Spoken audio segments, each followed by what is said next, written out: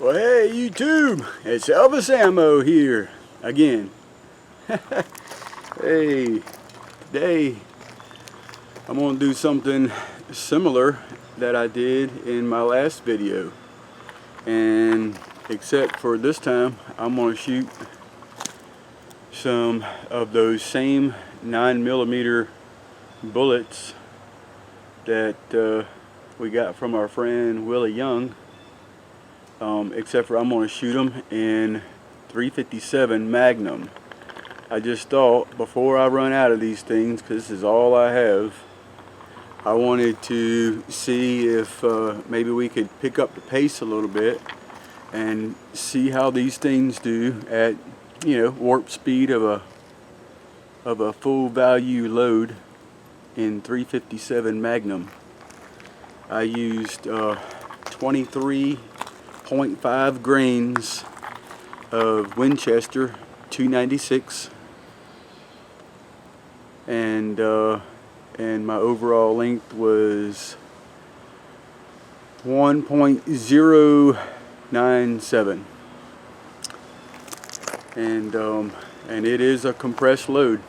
So let's see what these things will do. I'm going to shoot them over the chronograph. And these are, if you've not seen my last video with shooting my Zinc 9mm 80 grain, well, this is an 80 grain 357 Magnum, and that is a cast zinc bullet. So let's see how these things will cruise, and we're going to shoot them over the chronograph into a group on the target. But I think I'm just going to shoot 4 in there. I want at least a couple left over to put into the ballistic gel. So we'll determine how fast we're cruising with this load, and at that warp speed, will it expand in ballistic gel? Will the zinc expand? We'll find that out. So here we go. I'm gonna load up. I'm gonna shoot, I don't know, I guess I could shoot 5 of them, and I just want to make sure I have enough left. So I'm just gonna shoot 4 of them over the chronograph and to a group. I just want to make sure I got enough left for the ballistic gel. You know how these things go. So let's shoot a group over the chrono, and I'm gonna be using my 357 Magnum. Obviously, to shoot this kind of a load, you need a heavy 357 Magnum that can handle them. So don't just shoot these inside your small frame guns. GP100, 5-inch barrel. Let's do it.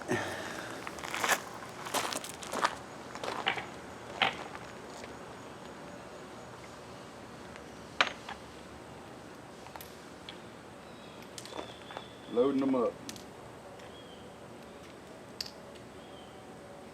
I'm just going to shoot, I'm going to shoot 4 because I want to make darn sure.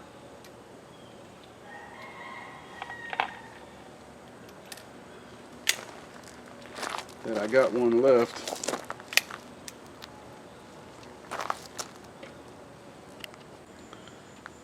Alright.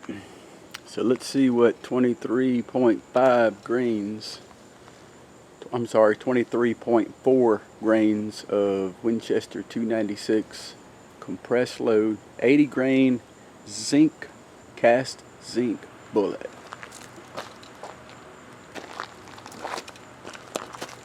All right.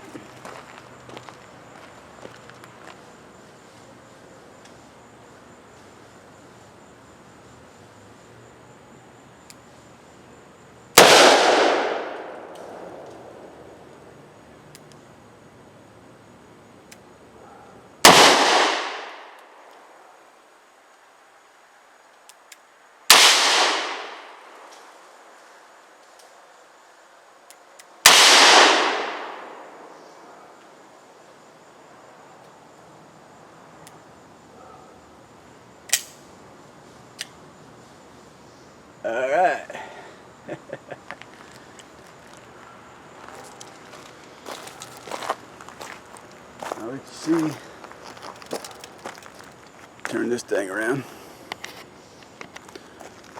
Let you see what this looked like.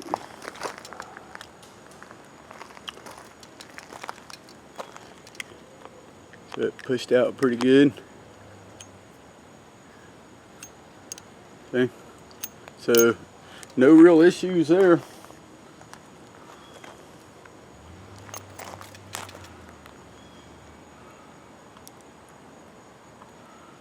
High of 1859 and a low of 1784. Average of 1830.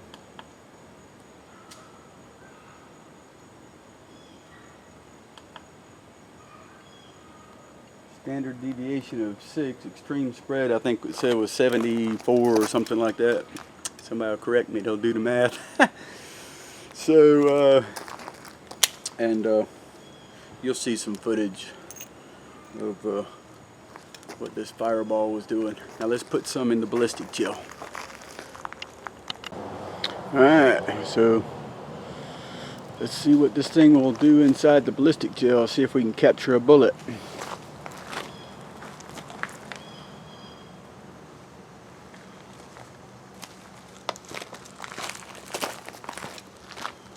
Hopefully I'll get it in two.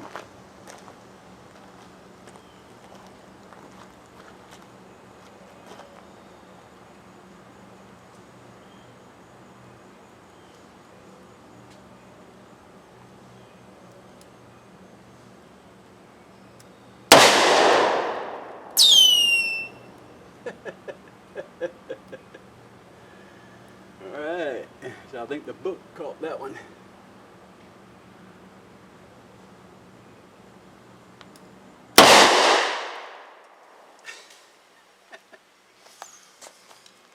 Oh.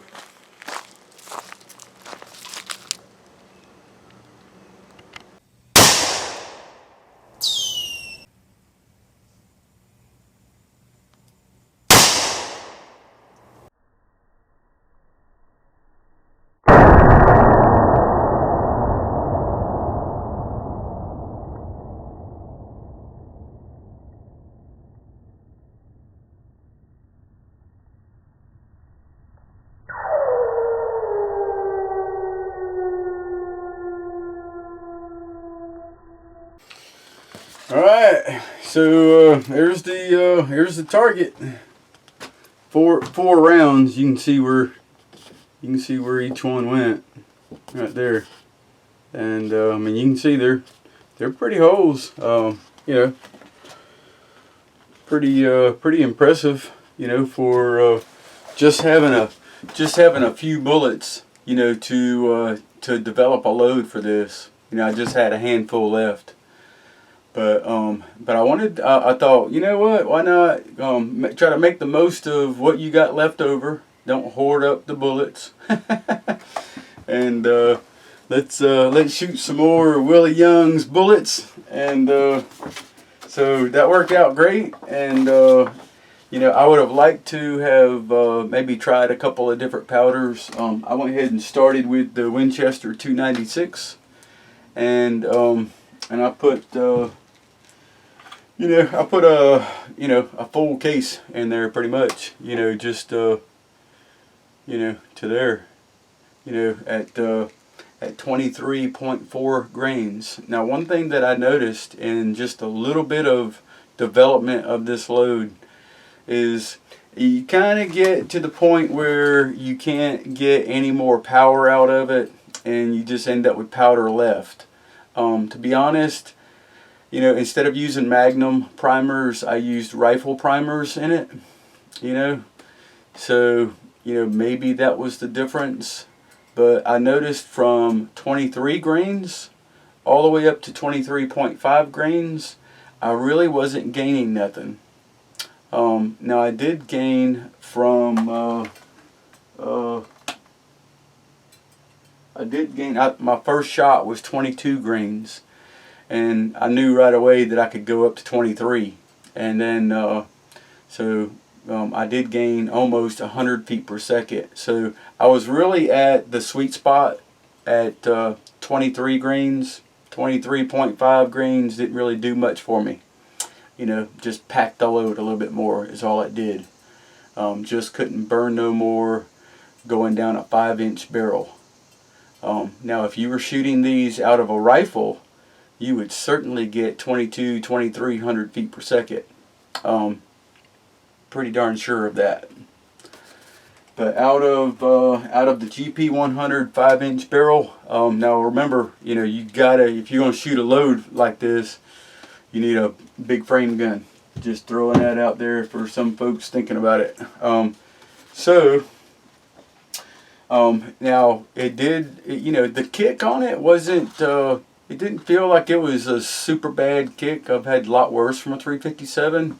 You know, that light bullet just didn't, I don't think it's over pressuring the gun or the brass. Here was, you know, this is, I'll just randomly pick 3 pieces of brass. I'll let you see the, you know, it flattened them out. It's got a little bit of a rim left, just a little bit of a rim left along the edge of the primer. I don't know if you could see that or not. Just wanted to show it to you. There was no crazy stuff, no bulging of the case at all that I could see.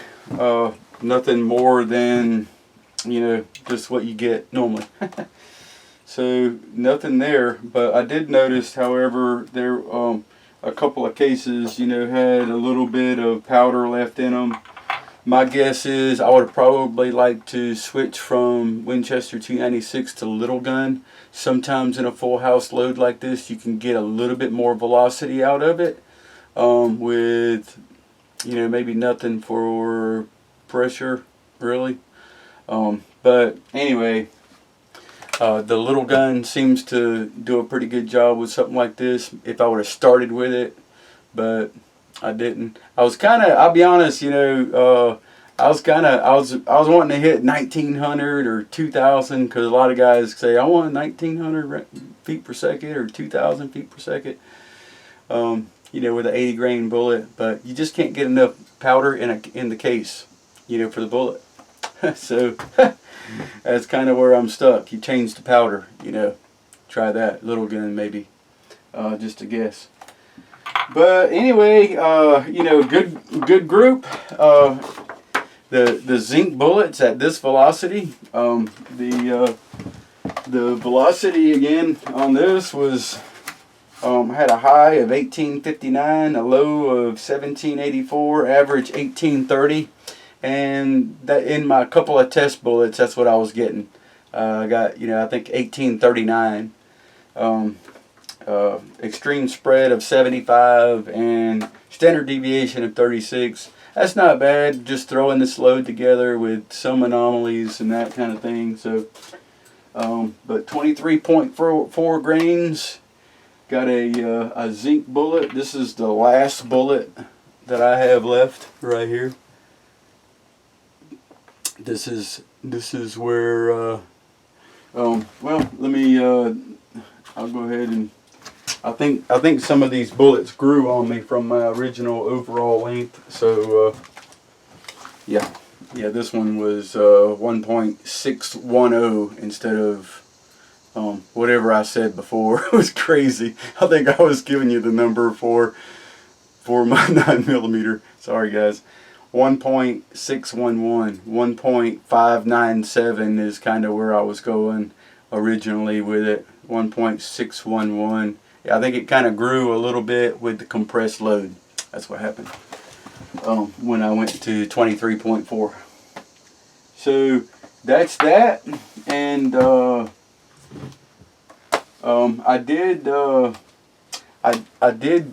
I was gonna kind of surprise you guys, and I was like, you know, this old zinc bullet might go right through a piece of mild 1/4-inch steel or something. So I went ahead and shot one with one load, and you know, nothing really to show you, but I mean, it put a heck of a ding on it and it swelled the back. But I was wanting it to go through before I brag on that. So I just thought I'd throw that out there and kind of reveal any of my secrets, you know, of trying to impress anybody. So which would have been impressive. I have put zinc through steel. If you watch some of my zinc bullet videos in my playlist. So look at that, if you don't believe zinc can go through steel. So there you go. Trying to think if I forgot anything. Full house load for a zinc 80 grain bullet. If you didn't see my video shooting the same bullet in 9mm, you should watch it.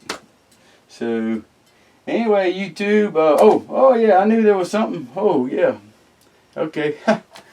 Good Lord, I forgot. You guys are like, what happened in the ballistic gel? What happened in the ballistic gel? Screaming at me. I heard you guys.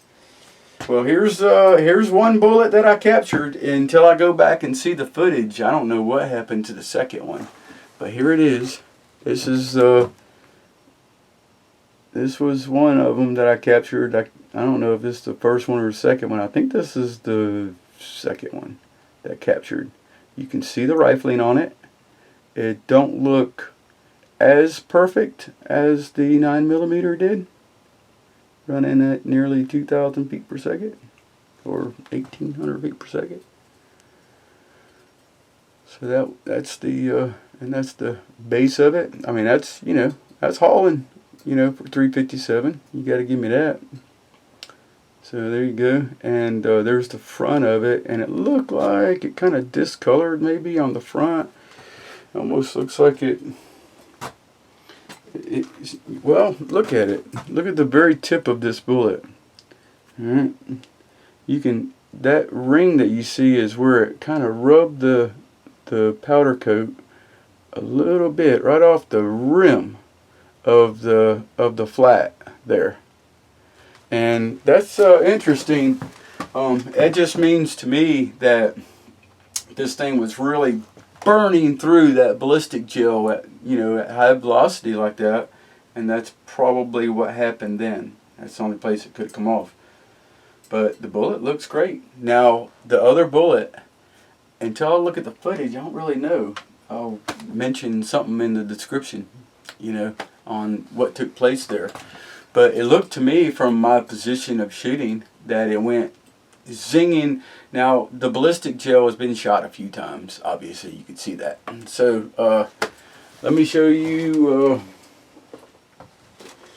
I just kind of shot at one of the Natchez catalogs again. I already had a couple of bullet holes in it. I probably should have found another catalog, to be honest with you.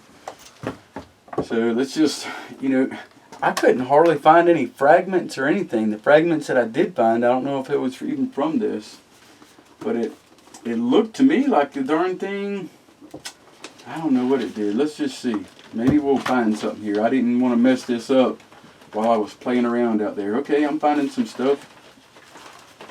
Oh yeah, okay. I'm finding some fragments.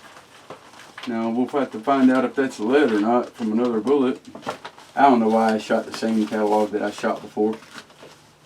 I'm not sure why I did that. Alright, so I see some fragments.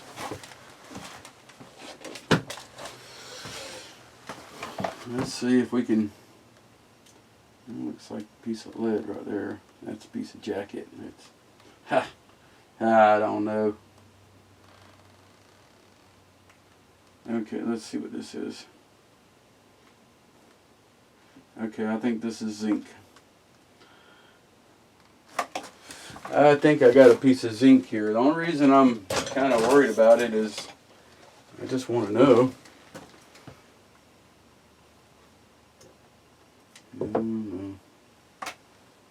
That kind of cut like, yeah, that's a piece of zinc. Man, I just didn't find nothing. You know, I mean, if this is something, I just didn't find. But I suspect it caught the channel of another bullet and went through where this bullet that I just pulled out stopped at like 22 inches, 21 inches. So, you know, because this bullet is lightweight,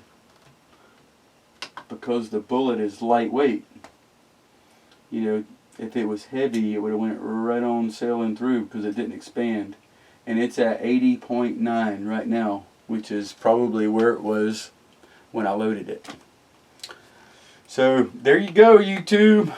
357 Magnum, 1800 feet per second, zinc, 80 grain zinc bullet. I mean, that's pretty cool, right?